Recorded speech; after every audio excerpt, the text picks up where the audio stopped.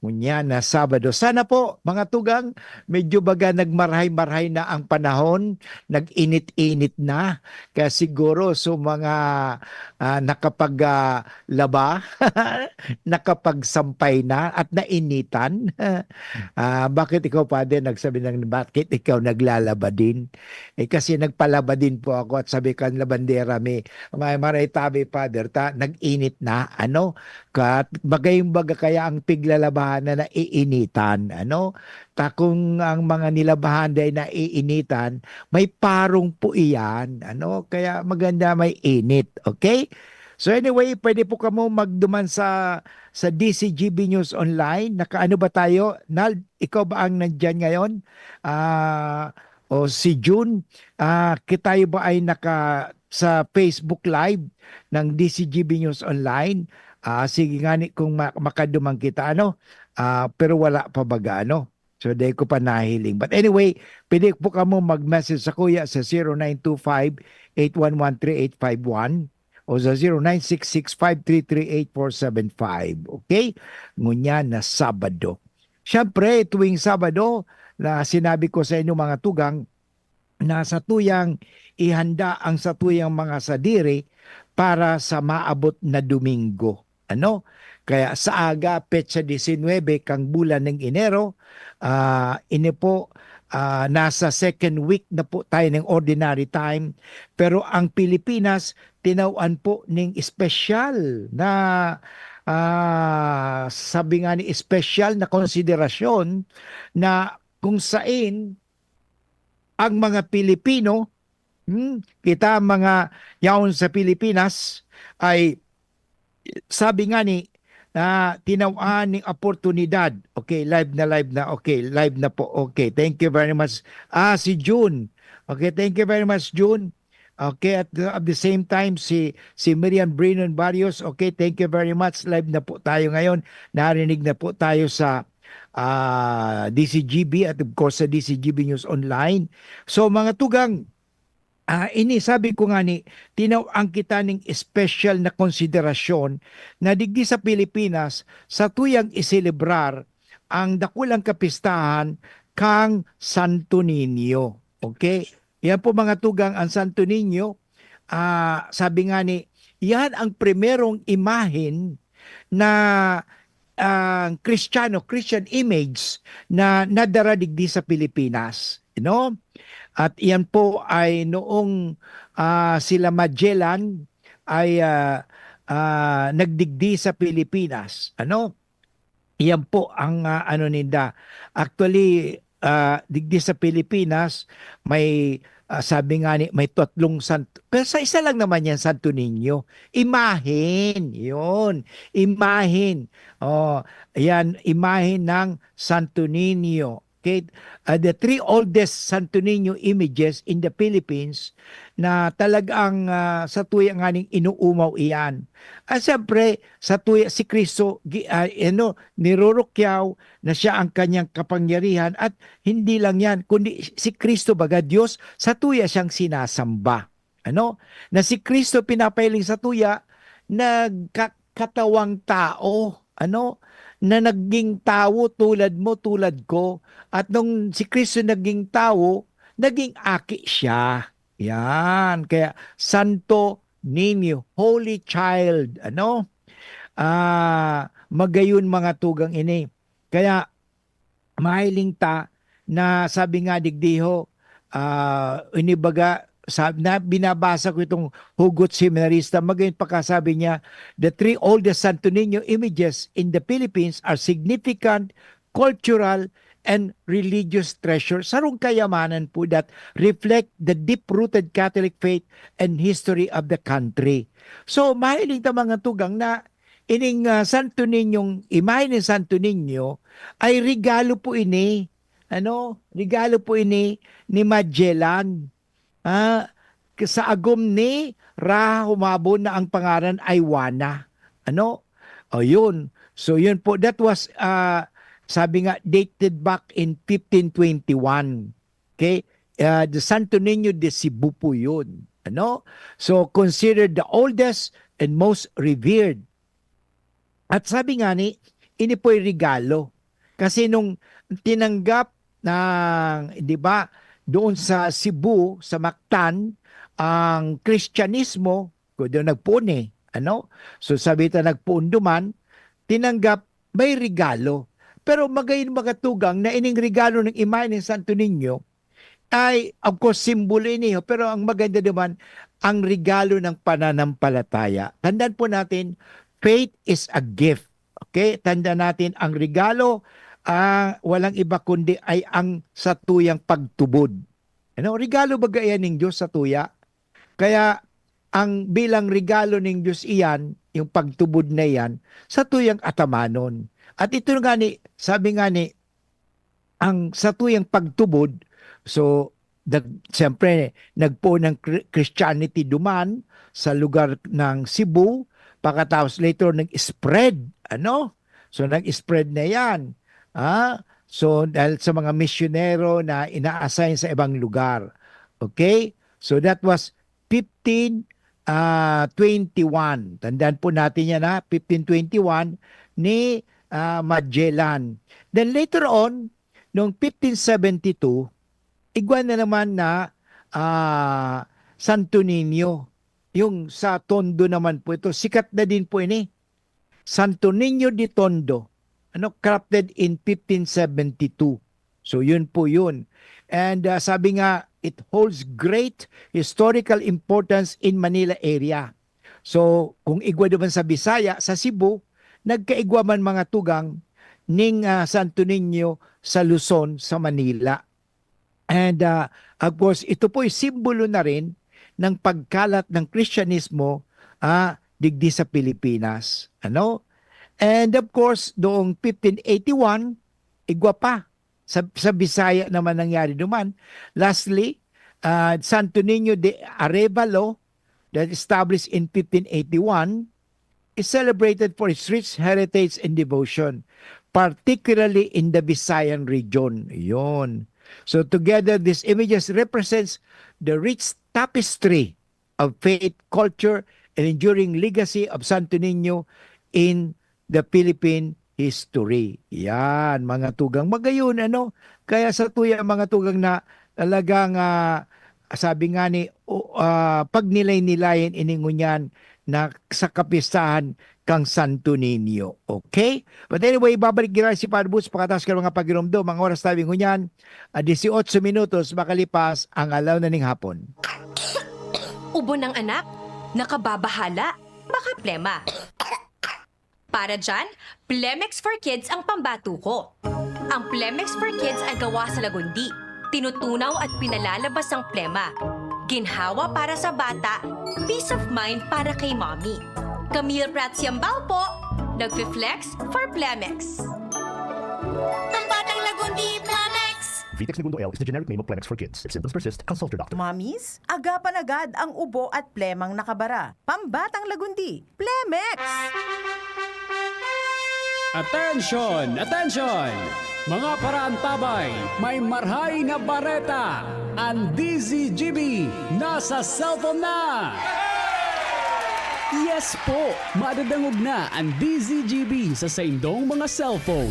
Sa katuyuhan na mas lalo kamong mapagsilbihan asin dagdag na konbinyensya sa saindo gabos, ang DZGB pwede nang ma-access sa paagi kan sa indong cellphone. I-download lang sa saindong mga Android phone ang DZGB app sa paagi kan Google Play Store asin Apple App Store asin hanapo ng DZGB Live. I-install sa saindong gadget asin malinig nindong madadangog ang DZGB. Libre po ini. DZGB. Number 1 na, may Facebook Live pa. Ngunyan, may DZGB Live app na. O, ano pang pigahalat nindong mga paraan tabay? Download na!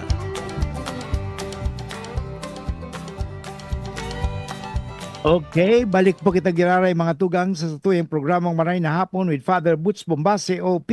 Ngunyan na daw ning Sabado, petsa 18 kang bulan ning Enero 2025. At si Father Butch siya ang pungunyan sa iyang kwarto. Dahil akong panahon na makapagduman ngunyan, medyo alanganin, na may pigibo kita digdi sa satuya sa kumbento. But anyway, mga tugang, siyempre, padagos man kita giraray, And gusto ko pong batiin pala si Edwin Magalona, saka si Erita Lianeta Roldan, kaya na nagdadog sa tuya sa via Facebook Live ng DCGB News Online. Okay, thank you very much. Mag-message lang po kita sa tuyang babasahon iyan. Mga tugang magayunon, at kasubago may nahiling akong na magayon ining paghurup-hurupan ini yung sa itong sa hugot ng seminarista. Sinasabi baga, magayon na ito may sinasabi na mag-ingat kita din sa mga ito baga mga sinasabi na mga ginagaya nilang Santo Niño de la Suerte, Santo Niño de la Pera. Alam mo po, problema kasi minsan sa tuya, okay? Yung imahin na yan, huwag na natin baguhin ang kanyang imahin. Yun na nga yun. Let us beware of these santo images na pwedeng sabihin natin na parang sabi dito sa Hugot Seminarista, sabi niya, beware of these Santo Niño images, yung Santo Niño de la Suerte, Santo Niño de la Pera. Actually, hindi po yan. Si Kristo hindi makapera, hindi naman si Kristo swerte, klaro gani. Hindi po pag may swerte, hindi may malas. Pag may pera, di walang pera. Hindi po ganon. Kaya mga tugang bilang mga Katoliko, tandaan po natin, ang image are simply reflections. They are signs. And they are signs, pag sinabing signs po, ang tawag yan, representation of something. Okay? So, as Catholics, it's important to be aware of the images known as Santo Niño de la Suerte and Santo Niño de la Pera. So, ang problema kasi minsan bakit madali kitang magtiwala, Tiwala. Kasi Father, siswertein ka eh. Father, yayaman ka pag may Santo Niño de Pera ka. Hindi po ganon. Ulitin ko hindi po. Wag nating gagamitin si Kristo na aayon sa ating kagustuhan. Papasayawin mo sa Santo Niño. Hindi po. Dapat tayo ang sumunod kay Santo Niño kaysa ang Santo Niño sumunod sa atin. So yan po. Alam mo, ano po yan? Ang tawag yan, corruption. Corruption po yan. Yung altered images do not align with our faith principles. Tandaan po natin, yung pananampalataya natin ay may principle po yan. Pag hindi naka-align yan sa prinsipyo, ay mali po yan. As we believe, of course, not in swerte, kundi relying on God's grace and mercy rather than on chance or luck. Yan po ang minsan akala nila, pag may Santo Niño de Suerte o Santo Niño de la Pera, yayaman ka. Masiswerte ka. Hindi po ganon. At gamitin po natin na hindi anting-anting. Tandaan po natin ang mga imahen, ang mga religious articles natin, yan tawag natin sacramentals, ini po ay mga pagpapagirumdum sa tuya. Na maging banal. Maging banal kita. Kaya nga, yung imahen, pag nahiling tang ribolto, ang imahen na yan, hindi po natin sinasamba ang ribolto. Sila po ay ating ginagaya. Ano magagaya natin sa Santo Niño? Ang kanyang kapakumbabaan. Maliwanag po yan. Yan ang dapat tingnan natin doon. Hindi po swerte-swerte. And to avoid any, sasabihin nila, pag meron ka daw Santo Niño de la Suerte o de la Pera, ay ka sa mga masasama. Tandaan po natin, ang mga imahen, they are recommended. Tandaan po recommended to dispose of these objects and treat them with caution. Okay? as they do not hold any sacred value within our faith. Yan, mag-ingat po kita ha. Kasi minsan nadadala kita. May sasabihin natin na, "Oy, Father, doon sa amin may santo ninyong nagsasayaw." Oh, yan po ang problema minsan, ano. Salip na talaga tayo ay talagang ang tandaan po natin na ang mga bagay na yan ay mga paalala sa atin, paalala sa atin mga tugang na tularan natin ang imahen, hindi yung revolt, tutularan natin. Hindi kasi ito po ay mga simbolo lang, palatandaan po natin 'yan. Tandaan po natin. Sabi nga sa psychology, nothing in the mind that does not passes first through the senses. Kaya nga sense of sight. Kaya importante po 'yan. Mga ano lang natin, mga sinasabi na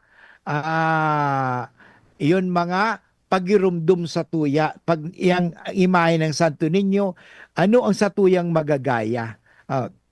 Ano ang matutularan natin sa kanya? Tandaan po natin. And by the way, siguro nahiling na nindo sa mga Facebook o sa YouTube. So itong nangyari baga duman sa Los Angeles o ano ang mga kangalasan na nangyari duman? O ito bagang revolto o itong imahe ng duman sa sarong na sulo, grabe kasulo. Pero imahin ng mahal na ina, na iligtas. So yun po mga tugang iyan. Yan, talagang nagdadarasa ng kaligtasan yan. Kasi may grasya nga ng Diyos. At ang mga bagay na yan, nakapagpapabanal sa tuya. Yan mga tugang ay importante na sa tuyang girumdumon. Tamisan na nagiging fanatics na. Ayun, that sabi nga, ang mga pananampalataya na hindi natin napapaliwanag, ay para bang basta maniwala ka. Totoo, naniniwala tayo. Pero sabi nga sa theology, intellecto quaerens, fide quaerens intellecto, faith seeking understanding. Yun po. Kaya may katikism tayo, may tinuturo natin yan. Parang ang tayong mga tao ay hindi basta na lang maniwala kang maniwala. Hindi naman po ganon. So tandaan po natin mga tugang na tayo naniniwala, pero yung paniniwala natin na yan ay sabi natin, may papaliwanag yan. Mapapaliwanag at may dahilan po yan. So ano po ang sabi nga, the role of images. The role of images in our faith. Yan mga tugang. Anyway, babalik si Father Woods pagkatapos kan mga pagirumdum. Ang oras po tabi ngunyan, 28 minutos makalipas alaw na ning hapon. An oras hatod sa Indokang. Plemex for Kids. Mommies, agapan agad ang ubo at plemang nakabara. Pambatang lagundi. Plemex! Artisan Joint Supplement. Bumabagal ang galaw dahil sa joint pain at arthritis. Mag-Artisan Optin Lutein Capsule. Alagaan ang paningin sa tulong ng Optin. Kitang-kita ang kalusugan ng mata. Plemex. Pag may ubo o hika, Plemex agad. Basta lagundi, Plemex. Okay. Padagos ka kita giraray sa programang Maray na Hapon with Father Boots Bombase OP. At sabi ko nga kasubag mga tugang, ano ba talaga ang papel kang mga images na yan? Kasi bakit sa tuyang simbahan may mga imahin? May mga rebolto. Alam mo, sabi ni Santo Tomas Aquinas, one of the greatest medieval theologians of the church, images in the church serve three purposes. May tulong bagay po mga tugang ang mga imahin na yan. Number one, ito po ay for instruction of the uneducated place of the book. So in other words, makikita natin, hindi ba mas madaling matutunan ang isang bagay pag may picture? Halimbawa, ito nga nangyari naman kahitong first time ko mapunta sa China. Okay? Di naman ako totoo magsalitang Mandarin, matuto magsalitang Chinese dati. Pero sabi ko, kasi kakain ako. Oo, kakain. So, anong gagawin ko? Mabuti na lang doon sa restaurant, may mga picture. Itinuro ko yung picture. O, picture. Nang itinuro ko yung picture, okay. So, nandun na rin pati yung account. O, account, yung magkano cost ng ano. So, kaintindihan kami. Dahil sa mga picture na yan, nagkakaintindihan tayo. Kaya madali baga. And one time nga mayroong, ano ito? Pinap-drawing. O, ito bagang jigsaw puzzle. Jigsaw puzzle, ano? So, pero yung sa jigsaw puzzle pala, doon sa likod, may nahiling siyang ano, may nahiling siyang parang madali masolusyonan ito, mailaog ito mga puzzle sa ibang mga pieces. So, nahiling niya, picture kang pang picture ni Jesus, yung larawan ni Jesus. So, alam niya kung saan ang mata, alam niya kung saan ang talinga, alam saan ang ngimot, alam niya. So, sinundan niya ito. So, doon sa likod. So, hanggang pagbalik rin mo, yun na pala ito. So, in other words, madali po talaga. Hindi ba, kahit kita nag-aadal kang, kita pa sa nag-aadal. Hindi ba, ang primero ipay na, sabi nga ni, 1 plus 1, 1, day naman aram ang 1 eh. Pero 1 apple plus 1 apple is 2 apples. So, naintindihan ta na duwang apple, duwang iyan. So, arog bagang kan mga tugang. Yan ang imahin, pictures. So, that will serve us for instruction. Okay? So, number 2, sabi ni Santo Tomas, ang mga imahin na yan sa simbahan ay nagtatabang yan sa tuya parang magirumduman, illustrating and remembering the mystery of the incarnation. Tandaan mo mga tugang, kung kamo napunta na doon sa Naga, duman sa inihong Peña Francia, sa Bakong Basilica, so old Peña Francia. Kaya itong sanit pa ako, pigpapin mo akong pigdadarad ni mama ka ito. Miski ko niyan, pag may bisita ako, na dinadara ko man sinda doon sa Basilica, saka doon sa old Peña Francia. Ang mahiling mo, mga tugang, pag naglaog ka, may mga picture. Mahiling mo, parang katikesim pang mga tugang iyan. So in other words, doon pa lang, matututo ka. So magayon mga tugang talagang nag-i-illustrate at remembering the mystery of the incarnation. Mahiling mo talaga. Sa rupang simbahan na nadumanan ko mga tugang, doon sa Barcelona, digdi sa Sorsogon bakong Barcelona, Spain. Nakaduman na mga tugang kayo sa Barcelona, Sorsogon. Pag nagduman ka mo, kahitong 2022 yata ito or 2023. 2023, nagdurmang kami kan mga classmate ko na taga Tigawon, Santa Clara Academy. So mga classmate ko, kami Diamond Jubilee bagay duman sa Tigawon kaya ito. Nagduman kami sa Barcelona, inagayan hindi ako digdi sa Legazpi. Tapos, inahiling paglawag mo doon sa simbahan, mahiling mo magtingkalag ka. Mahiling mo magatugang, magayon. Kasi yung illustration. Okay? Ang number 3, ang papel kang, sabi ni Santo Tomas, kang mga imahin sa simbahan is for awakening of the passion of devotion. Okay? Yan mga tugang, awakening of the passion of devotion. Kaya nga, yung Santo Niño, di ba? May devotion. At of course, makikita natin, sabi nga, why is image important in our Christian life? Importante yan, imahin ng Santo Niño, imahin ng Mahal na Birhen, imahin ni Jesus, Nazareno, imahin ng mga santo. Importante po yan. Okay? Sapagat iyan po ay mga, parang sa tuwi baga may mga picture. Halimbawa, ako, actually, di ko nahiling si Lola. Namundag ako, gada na si Lola sa father side ko, si Lola Gliceria. Pero alam mo, nahiling ko sa picture, si Lola, itong ano pa siya, bago siya magadan, may picture sinda nagkaturog, pero di papigkag sa kabaong. So at least, igwa kong idea kung anong mukha ni Lola. Kasi Chinese po ang lola ko. Si Lola, lola ko sa papa ko. So yun po mga tugang, nahiling ko, yun pala, so is itsura. So at least igwa kong memorya. O arog man kayo, alam mo, today man tanahiling ang Diyos. Pero nga ni, the true image of God is Jesus Christ. Okay? Tandaan, ulitin ko mga tugang yan ha. The true image of Jesus, of God the Father is Jesus Christ. Sabi nga ni Jesus, kung nahiling mo ako, Pilipi baga, Philip, yeah, I have been with you many times, many years. I've been with you many years, but now you don't know me. If you see me, you have seen the Father.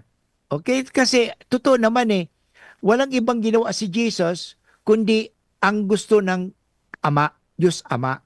So, yung mga tugang, mahiling tayan, kaya importante baga, may mga picture ka.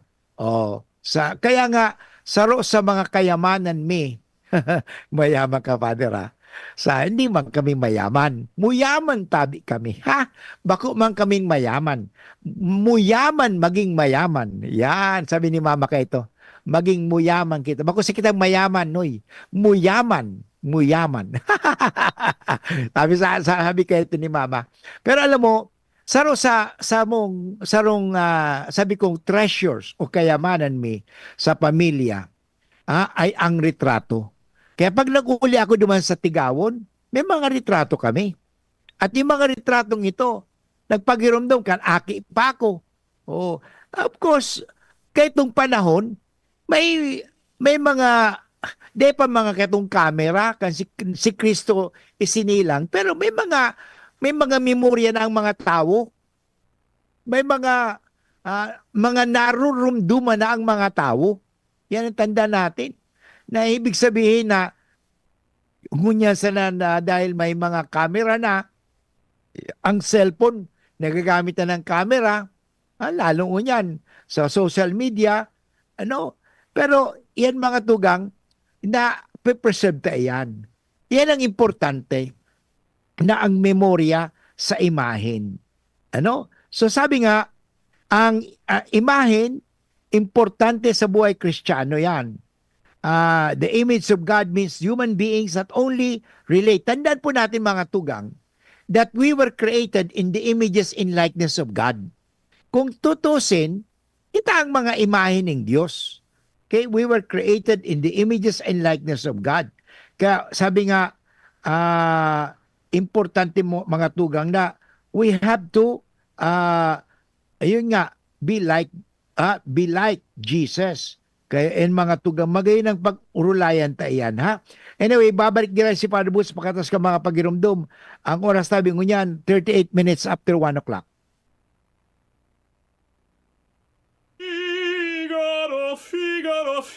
Birit na sana kaso parang may gumagasgas. Ganyan ang ubong may plemang mahirap ilabas. Mag-Plemex Forte Syrup. Gawa sa natural na lagundi. Tinutunaw ang plema. Pinipigil ang ubo. Ramdam ang hagod ng ginhawa. Sing your heart out. Basta lagundi, Plemex. Mabibili ang Plemex Forte Syrup 60ml at 120ml sa mga pangunahing butikan nationwide. Vitex Nagundo L is a generic name of Plemex Forte. If symptoms persist, consult your doctor.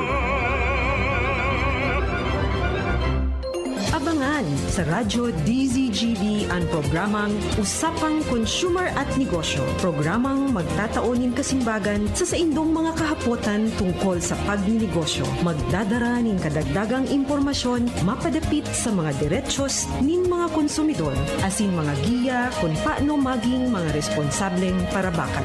Usapang Consumer at Negosyo. Mataon pagnigbid sa mga matrayumpong negosyante asin sa mga establishmento de negosyo na may marhayin na kontribusyon sa komunidad. Usapang Consumer at Negosyo. Madadangog na kada primero Biyernes kan bulan, alas 11 sagkod alas 12 minuto. Ihahatod sa Indo kan Department of Trade and Industry Regional Office 5. Usapang Consumer at Negosyo. Abangan!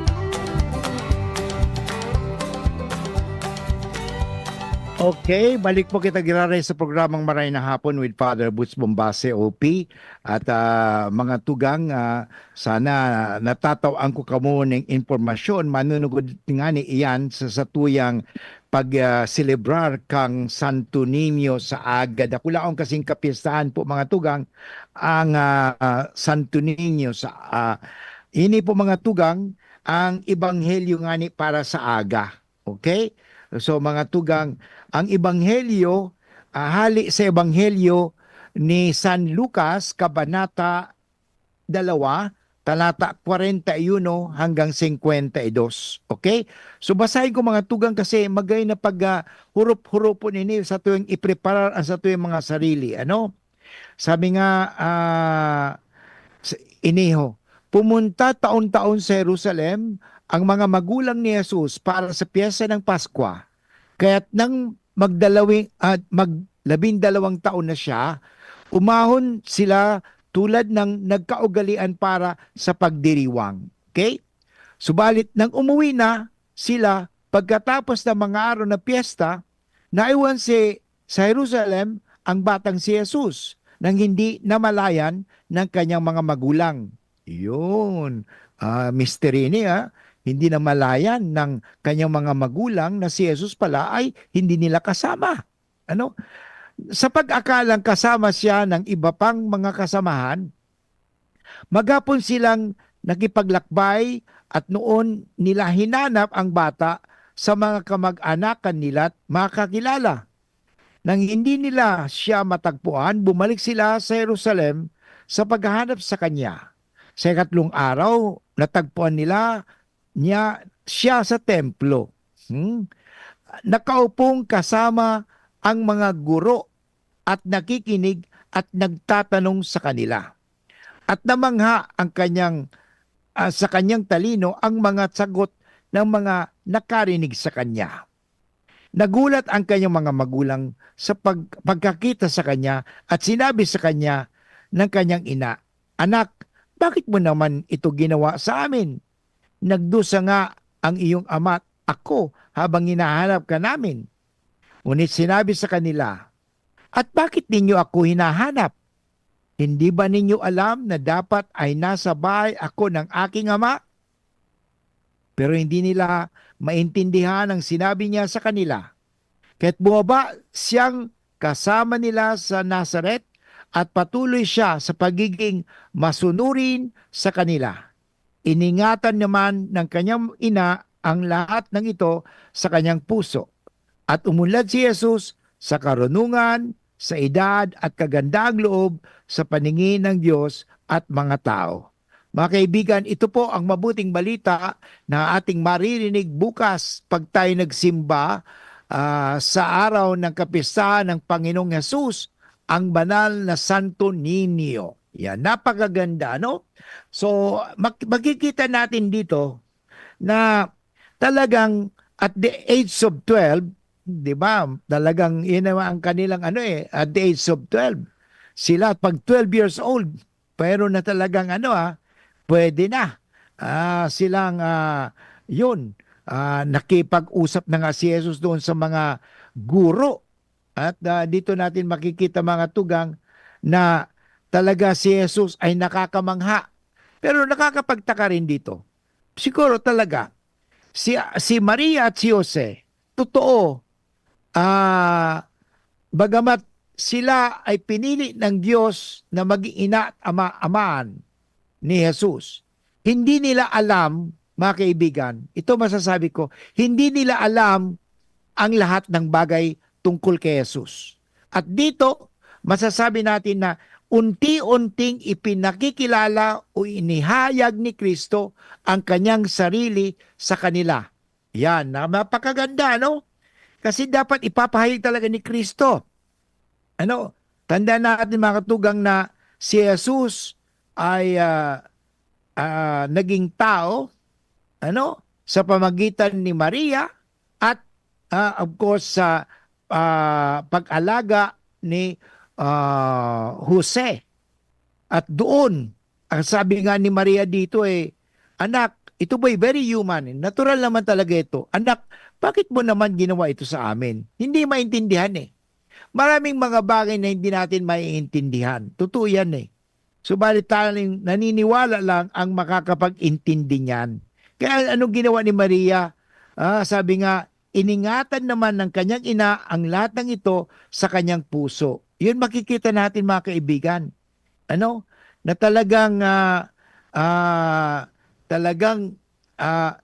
unti-unting inihayag ni Jesus kung sino siya.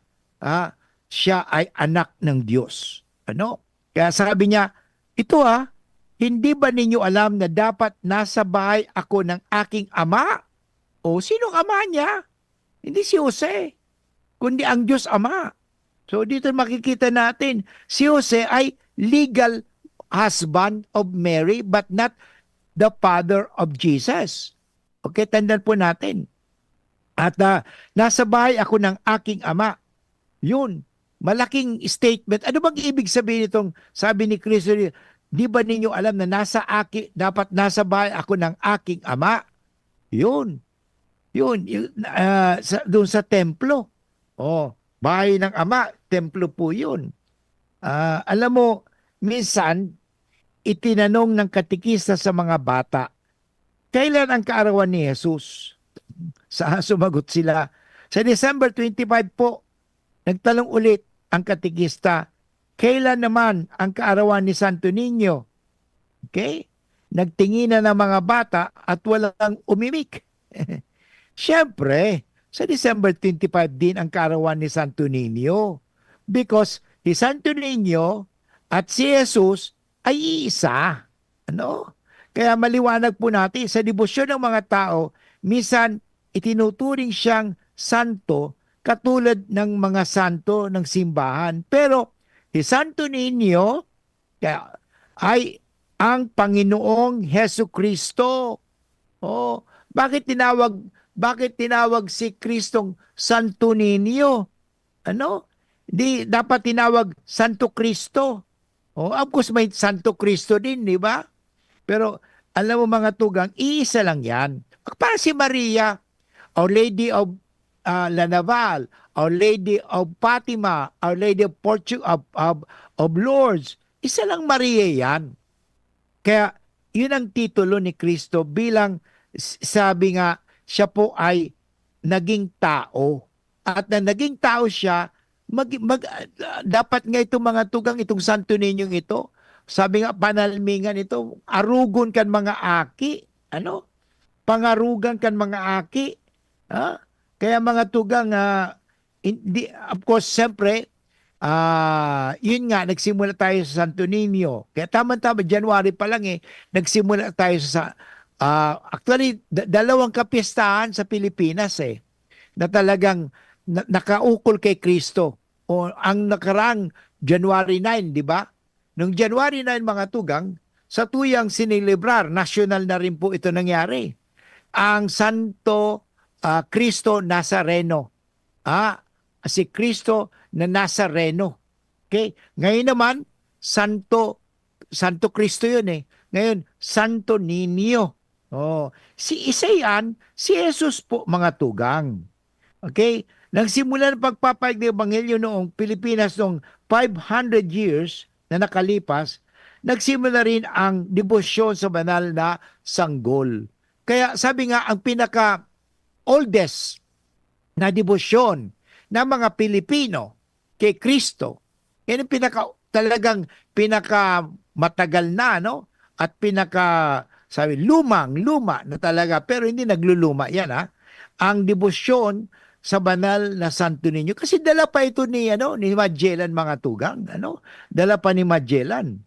So, ang kanyang larawan ay nagpapakita na tanda natin, hawak na ng batang ito ang isang setro. Ano ba ang setro?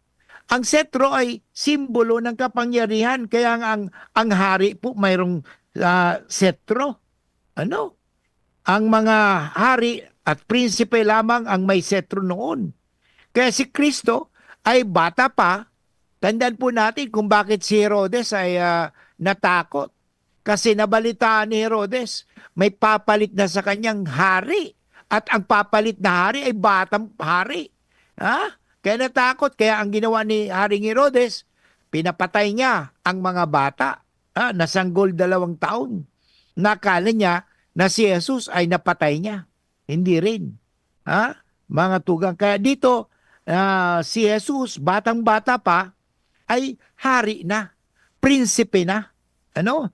Kaya sabi nga, prinsipe ng kapayapaan. Napakalaga ito, ano? Hawak din niya mga tugang ang isang bola. Hindi dahil si Kristo naglalaro ng basketball o softball. Hindi po. At sa ibabaw ng bola, ang mundo. At sa ibabaw ng bola may krus. Ano? Dahil sa pamagitan ng krus, iniligtas niya ang sanlibutan. At sabi nga mga tugang, suot niya ang korona at kapa dahil siya'y hari. Siya'y walang hanggang ama at prinsipe ng kapayapaan. Okay, napakaganda pag nilay-nilaan mga kaibigan nito na si Kristo, bata pa, ay tinagurian ng hari. Ano? Hari. Isang magandang katangian, o sabi natin, nang makikita natin kay Jesus, nang bata pa siya ay kanyang pagiging masunurin. Kaya bilang mga Kristiyano, maganda ito po eh. Kung tayo may debosyon sa Santo Niño, at sabi nga ito po ang unang debosyon ng mga Pilipino, Pilipino Kristiyano sa Diyos ay ang Santo Cristo, dapat tayo ay maging masunurin. Ano? Pero ang tanong, tayo ba ay talagang nagiging masunurin sa simbahan? Ano? Tayo ba ay nagiging masunurin sa kalooban ng Diyos? Okay? O yun. Ito na lang, kung tatanungin natin ang mga kabataan ngayon, ang mga bata ba ngayon ay masunurin sa mga magulang o pasaway? Ha? Kayo po ay makapagsasalita niyan. Ano? Kayo makakasagot niyan. Ano? Ang mga bata ba ay pasaway o masunurin o magalang? Ano? Ito po. Napakahalaga ito. Yung Santo Niño na nagpapaalala sa atin ngayong araw na ito na preparasyon para bukas, mamaya may anticipated mass o bukas pag nagsimba tayo ay sana maging masunurin, mapakumbaba. Ano? Ang kanyang pagiging masunurin sa kalooban ng Diyos Ama. Yan naman talaga eh. Ay ang unang masasabi natin, makita ang pagsunod niya sa mga magulang at otoridad. Kaya si Kristo kahit na siya makapangyarihan, masunurin pa rin siya. Sa atin kasi minsan pag may kapangyarihan na tayo hindi na tayo sumusunod Tayo ang dapat sumunod. Tayo ang dapat sundin.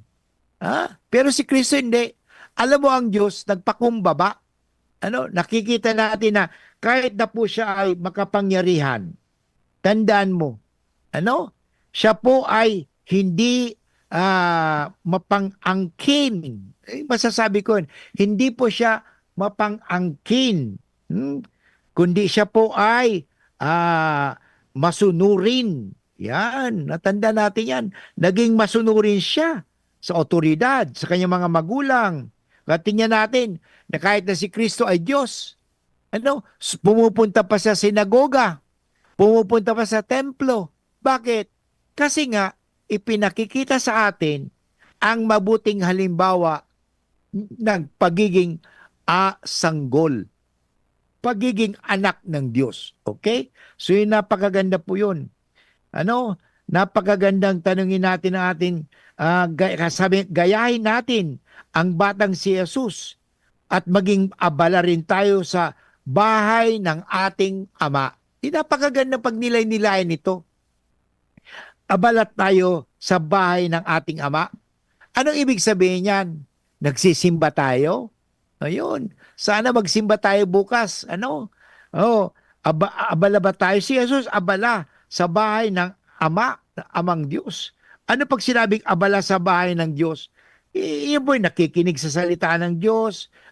Ginagawa niya ang kagustuhan ng Diyos. Yun. At marin din natin sa ating sarili kung bakit natin siya hinahanap. Ayun. Si Maria, at saka si Jose, hinanap nila si Jesus dahil siyempre, nalungkot sila nang nawala ang kanilang anak. Tayo, sa debosyon natin sa Santo Niño, sa ating mahal na ina at sa iba pang mga santo, ay maging bukas tayo sa kalooban ng Diyos. Ano? Kaya palaging hanapin din natin ang Diyos sa ating buhay. Napakahalaga po ito mga tugang. Ano? Napakahalaga na hanapin natin ang Diyos palagi sa buhay. Kasi madalas ang hinahanap natin ay hindi ang Diyos eh. Hinahanap natin ang pera. Hinahanap natin ang iba-ibang bagay. Pero ang Diyos hindi natin hinahanap. Ayan po ang siguro magandang pagnilayan. Ano? Hinahanap ba natin talaga ang Diyos sa buhay? Tulad ni Jesus. Ano? Si Maria, hinahanap din nila si Jesus nang nawala si Jesus sa kanila. Ano? Kaya maganda mga tugang na talagang sabi nga, tularan natin si Jesus sa kanyang kabutihang loob. Okay? So mga katugang, iyan po ang ebanghelyo para bukas, nagpapaalala sa atin na si Jesus ay nakiusap doon sa mga matatalino sa sa templo. At yun masasabi natin na talagang tularan natin si Jesus. Okay? Alam mo, magandang pagnilay-nilayan din ito. May nakita ko dito, actually, sabi nga, ang tanong ko lang po sa bawat isa sa atin habang nakikinig at habang nagpre-prepare, are we growing in our Catholic faith? Yan po yun eh. Are we really growing in our Catholic faith? How do we grow with our Catholic faith? Or our Catholic faith is a childish faith or childlike faith. No? Yan po ang importante eh. Nagtatalubo ba kita? Kaiba ni Santo Niño? Si Jesus hindi naman nanatiling naging bata eh. Si Jesus ay naging Nazareno. Si Jesus ay naging binata. Hindi po siya nanatiling bata. Pero nanatili ang kanyang kabataan. Ibig ko sabihin yung childlike. Kasi dapat hindi natin maalisin po yun. Na kahit na tayo, sabi nga, grown up, dapat marunong pa rin tayong tumingin na tayo mga sa bata. So napakaganda po ito. Na yung imahen ni Kristo, sabi nga, siya ang pinakainot na Kristiyanong simbolo na nakaabot digdi sa Pilipinas. Siya po, si Hara Amihan, kan ini asin ang sa iyang agum na si Raha Umabon. Yan po ang nasa inang si Binunyugan, iyan po ang natanggap ang Santo Niño. So ini po ang hamon sa atin bilang mga may debosyon sa Santo Niño. So ang debosyon ni Santo Niño, nangangapudan mga satuya na magtalubok kita sa pagtubod. Kaipuan na bantayan asin bagunta ang nagkapirang elemento sa kulturang Pilipino na yung na nag-uulang sa pagtalubo. Saro kay ini nganing mga pagiging katolikong binyagan pero hindi naman talaga katolikong active, yung nominal Catholic. O yun. O bunyag ka pero kulang sa edukasyon. Sabi nga Katoliko ng binunyagan, pagkatapos dahil na nakalawag sa simbahan, dahil na naglalawag sa simbahan, yung tinatawag na nung panahon na sinasabi, Kristyanong KBL, Kristyanong nang ikaw kinasal, napilitan, binyag, at libing. Hindi niya na alam. At dapat alisin natin yung pagiging Katoliko na pipiliin lang natin ang susundin natin sa 10 utos. Hindi, lahat ng 10 utos dapat natin tularan, dapat natin sundin. But anyway, inabot na naman tayo ng oras ng pamamaaram. Sana po ako'y nakataon na ning explanation sa inyong mga tugang. Manunugod nga nini sa tuyang debosyon kay Santo Niño na sa tuyang iseselebrar ang sa iyong kapistahan para sa aga. Pero ang gusto kong ihapot lang sa mga tugang, are we growing in our Catholic faith? Ano? And another question is, how do we grow in our Catholic faith? Siguro, pag nilaya natin yan. Ang oras sabi ko yan, 2:00 na, at mga po ang susunod na programa. Ito po muli si Father Boots Bombasi, OP, na nagsasabing, we are all a blessing to one another, at sana po, palagi natin tularan si Santo Niño, na tayo maging imahin ng Diyos. We are the images and reflections of God. Thank you and God bless everyone. Bye-bye!